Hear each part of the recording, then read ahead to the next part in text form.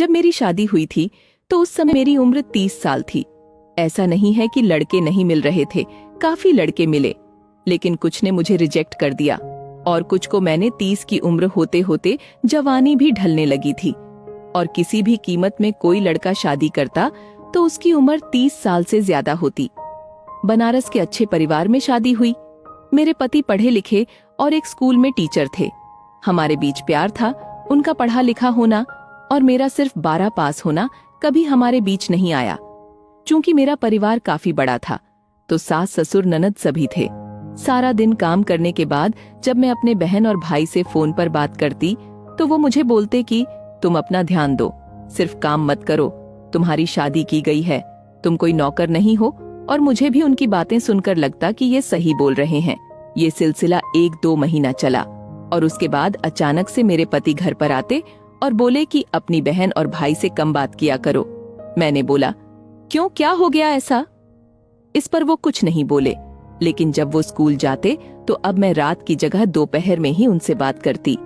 4-5 दिन बाद वो फिर मुझे मना किए और इस बार कहा कि ये घर तुम्हारा है, तुम्हें जैसे रहना है रहो, लेकिन किसी बाहरी का इंटरफेयर मुझे बर्दाश्त नहीं होगा। जब मैंने अगले दिन ये बात अपने भाई और बहन को बताई तो वो भड़क गए और बोले, तुम बोलो तो अभी घर आके उन्हें बताते हैं। काफी भला बुरा बोला, यहाँ तक बोला कि तुम्हें कोई दिक्कत है तो आ जाओ यहाँ वापस। अगली सुबह पति ने मुझसे मेरा फोन ले लिया और बोला, आज के बाद तुम अपने मायके वालों से बात नहीं करोगी। मुझे लगा कि मैंने घर पे सब बात बताई है। हो सकता हो मेरे भाई और बहन ने इन्हें उल्टा सीधा बोला हो।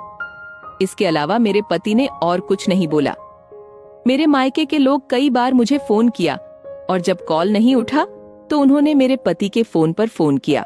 उन्होंने साफ मना कर दिया कि आप लोग थोड़ा कम कनेक्शन रखिए। इतने में अगले दिन मेरे घर के लोग मेरे ससुराल आते हैं और मेरे पति और घर वालों के ऊपर चिल्लाते हैं कि पहले तो किसी ने कुछ नहीं बोला।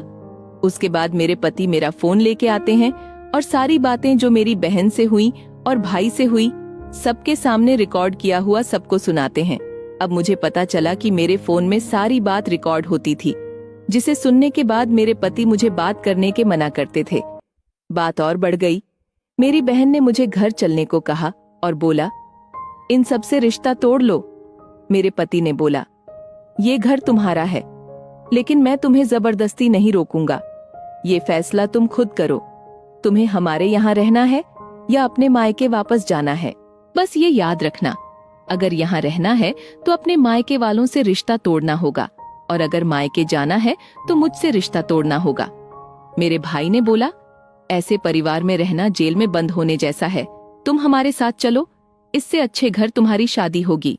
मुझे भी लगा अभी सिर्फ 6 महीना हुआ और ये स्थिति है, आगे पता नहीं क्या हो।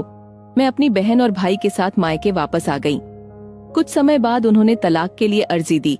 मैं अंदर से डर गई और सोचा एक बार फिर से मौका दिया जाए, लेकिन तभी मेरी बहनों ने मुझे मना कर दिया और तलाक के साथ ये मांग रखने को कहा कि शादी में लगे सारे गहने दें और जो पैसे खर्च हुए हैं वो दें।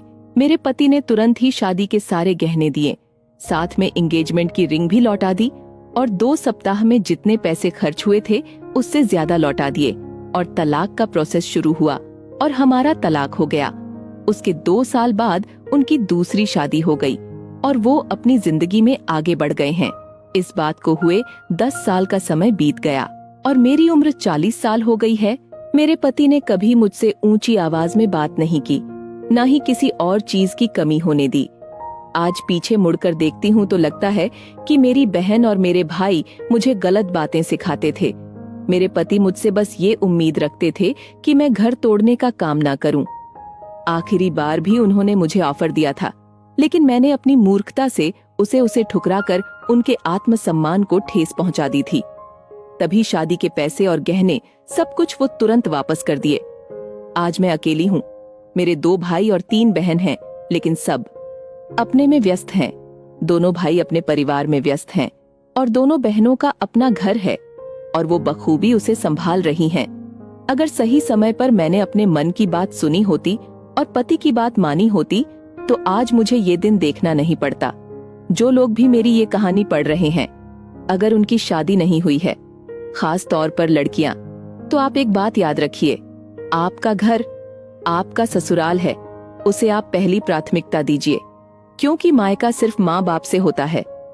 भाई बहन आज नहीं तो कल अपने परिवार में व्यस्त होंगे, और अगर आप अपने भाई बहन की बात मानकर मेरी तरह अपना घर खुद तोड़ना नहीं चाहती हैं, तो मायके तक उतनी ही बात पहुंचाएं जितनी जरूरी हो, और मायके के लोगों को भूल करके भी अपने परिवार में दखल अंदाजी न करने दें।